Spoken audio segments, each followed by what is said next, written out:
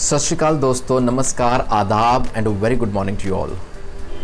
आपके खुद के चैनल गुरु नानक केयर्स में दोस्तों आप सबका बहुत बहुत स्वागत है। Today's topic that we take for discussion is a request that came particularly for anxiety disorders. आज बात करेंगे एंग्जाइटी डिसऑर्डर्स की, क्या होते हैं, क्यों होते हैं, क्या उसकी पहचान है, किन किन तरह के होते हैं। Now this is a very vast topic दोस्तों। एंग्जाइटी की बात करेंगे, I would say this is a really very vast topic. There are numerous symptoms associated. It is a very common problem, very common disorder. और अंत में बात करेंगे बहुत ही महत्वपूर्ण ट्रीटमेंट की, मेडिकेशंस की बात करेंगे with special reference to homoeopathy. आइए पहले देखते हैं दोस्तों, जान लेते हैं एंग्जाइटी किसे कहते हैं, एंग्जाइटी डिसऑर्डर किसे कहते हैं हम। अच्छा, एक तो आप मानेंगे मेरी बात, एंग्जाइटी टर्म जो है ना ये बहुत मिसयूज़ हुआ है। Actually it is been misinterpreted I would say. More than 50% of the people we don't know what anxiety actually is.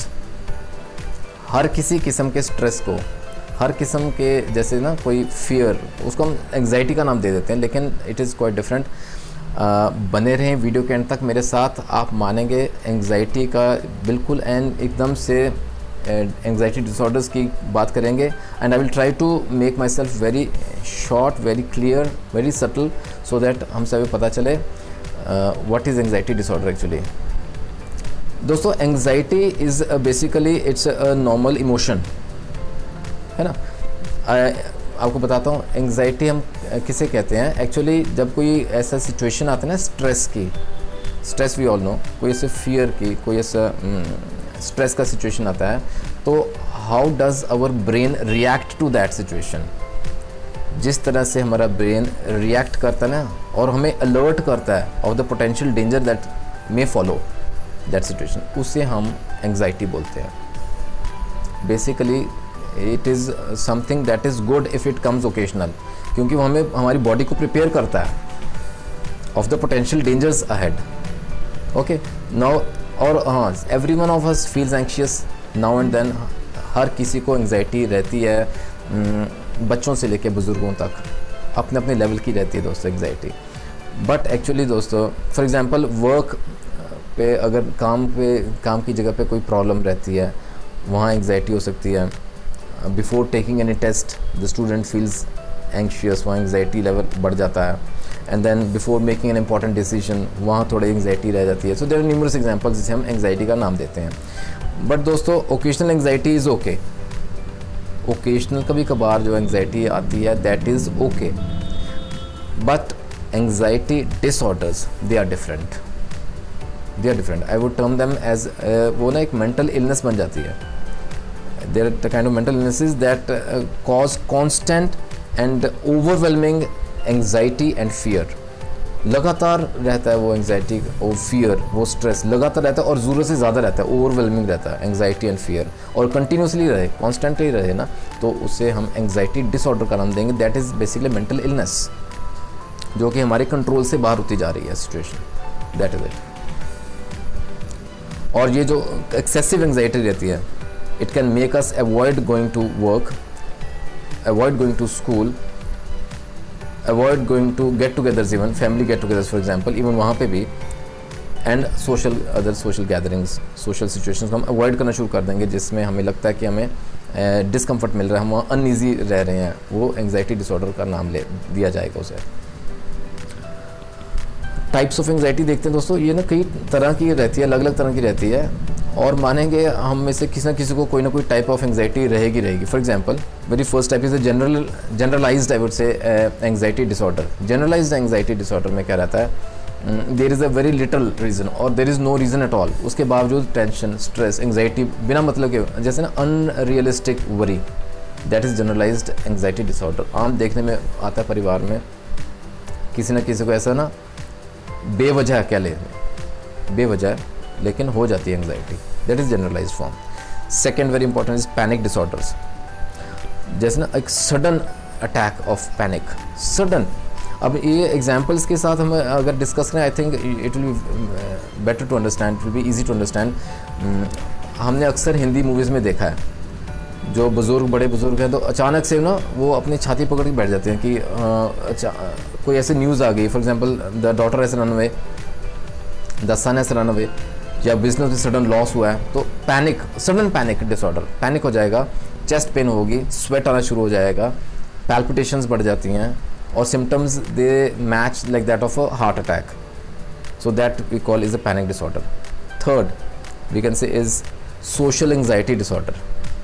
अब ये सोशल एंग्जाइटी डिसऑर्डर रहता है, ज़्यादा महिलाओं में पाया जाता है. फॉर एग्जांपल सोशल गैदरिंग्स में जैसे हो जाते हैं, जैसे फॉर एग्जांपल किटी पार्टीज़ में जा रही हैं, ओके, तो वो महिलाएं बहुत ना कई बहुत कॉन्शियस रहती हैं कि if I go with this dress on तो I might be ridiculed, I might feel embarrassed, वो मेरे बारे में क्या कहेगी, वो मेरे बारे में क्या सोचेगी, how the others are going to जज you when you go to some social gathering. That we call social anxiety disorder. Next form can be specific phobias. Now it's certain times ना there is an intense fear of being at such a place, या ऐसी कोई object से हमें डर है, particular specific phobia. Specific phobia इसलिए बोलते हैं, फॉर एग्जांपल किसी को हाइट से डर लगता है, कोई बहते पानी से डरता है, कोई फ्लाइंग से डरता है. So this is specific, particular किसी ऑब्जेक्ट से, किसी जैसी सिचुएशन से हमें डर लगे, स्पेसिफिक फोबिया उसे कहते हैं. Next is agoraphobia. Now agoraphobia this is a very common term, और ये भी एक एग्जांपल से हम इजीली अंडरस्टैंड कर सकते हैं. There was a movie way behind, प्यार तो होना ही था, है ना, तो उसमें काजोल का रोल था बहुत इंपॉर्टेंट. उसने बहुत beautifully she had depicted a typical agoraphobia patient. उसे ना ट्रैवलिंग बाय एयर से प्रॉब्लम रहती है. देयर आर सच पेशेंट्स, उन्हें जैसे ना वाइल टेक ऑफ उन्हें लगता है कि plane might crash, I might die, ऐसी इमरजेंसी सिचुएशन हो जाएगी, तो where will I run, what is the escape route, है ना, कि मुझे हेल्प कहाँ से मिलेगी. It might happen in any public transport, उसे वहाँ से डर लगेगा. इस पर्टिकुलर केस में एयरप्लेन में था. And even in crowds people feel suffocated, congested, कि मुझे एस्केप रूट कहाँ से मिलेगा. Know that is agoraphobia. Okay, the next very type is separation anxiety. बच्चों में, छोटे छोटे बच्चों में अक्सर देखा गया है, नॉर्मल रहता है, मम्मा मम्मा पापा पापा करते रहते हैं, they cling to their parents, that's a normal thing. लेकिन अगर बड़ों में भी ऐसा रहे तो that is separation anxiety disorder. Negative ख्याल बहुत आते हैं. फॉर एग्जांपल अगर हस्बैंड काम पे गया है, अगर उसे कुछ हो गया, तो अगर वो वापस ना आया, तो if any loved one leaves you, डर एक सहम बना रहता है दिल में. So that is separation anxiety disorder. Next is selective mutism. Now this is again a very common thing found in kids. School going children में ज़्यादा रहता है. परिवार में बहुत हंसते खेलते हैं, हर तरह की बातें करते हैं, but when they go out, when they confront a stranger, या even school में भी, public speaking में भी, they get mute. बोल ही नहीं पाते वो कुछ. This is selective mutism. Next, another last we will say that is medication induced anxiety disorder. Now there are certain medicines, दोस्तों कई बार ना कई पेशेंट्स को लॉन्ग टर्म मेडिसिन ऐसी दी जाती हैं, एलोपैथी में होती हैं, तो जिनके साइड इफ़ेक्ट्स की वजह से कोई ना कोई एंग्जाइटी डिसऑर्डर उत्पन्न हो जाता है, पैदा हो जाता है. अदरवाइज़ कोई ऐसे इलीगल ड्रग्स भी लेते हैं लोग, जिस वजह से एंग्जाइटी डिसऑर्डर्स हो जाते हैं, हेलुसिनेशंस हो जाते हैं, बहुत कुछ हो, बहुत, it is vast, very vast topic.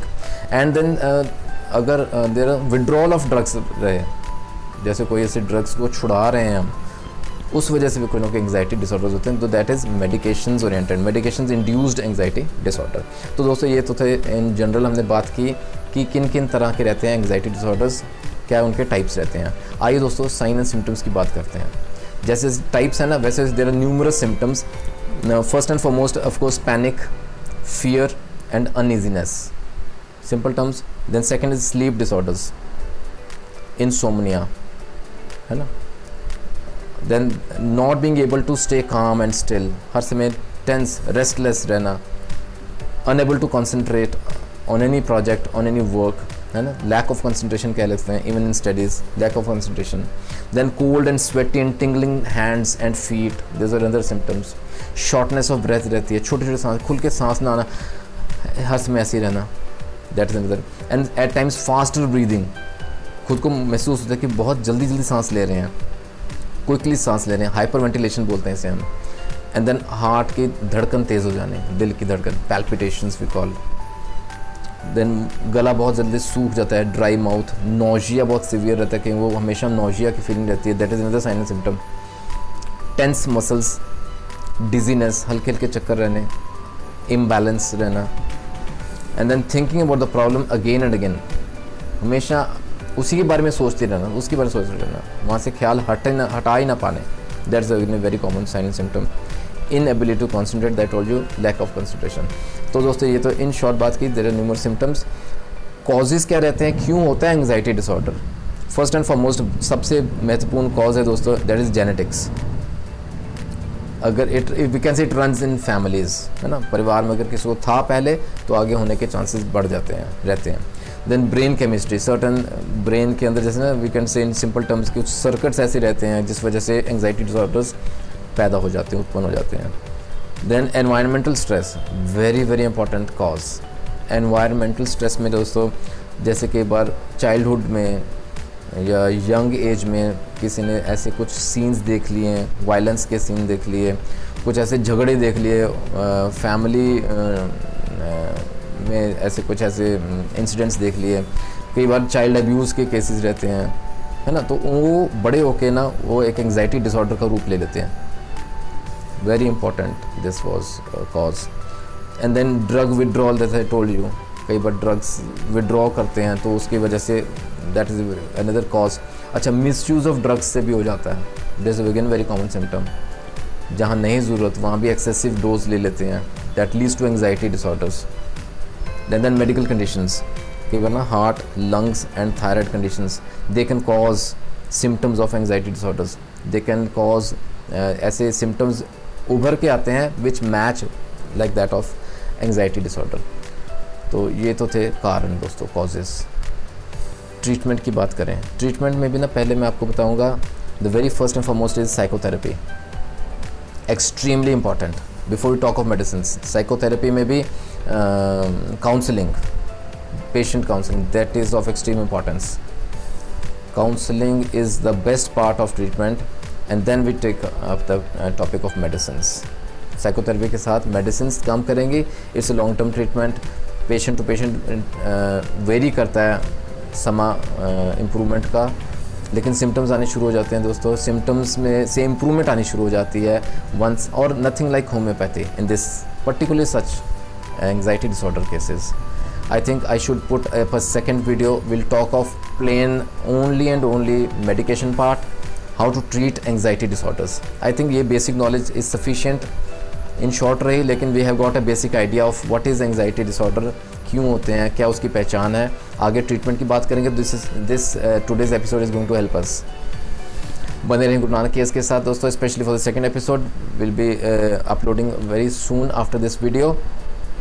अपना ख्याल रखिए दोस्तों, पहचान होनी चाहिए, ज़रूरी है डिसऑर्डर्स की, सिम्टम्स की, so that we try to avoid that, and how to avoid that we discuss in such videos. Take care of your health, till we meet in the next video, God bless.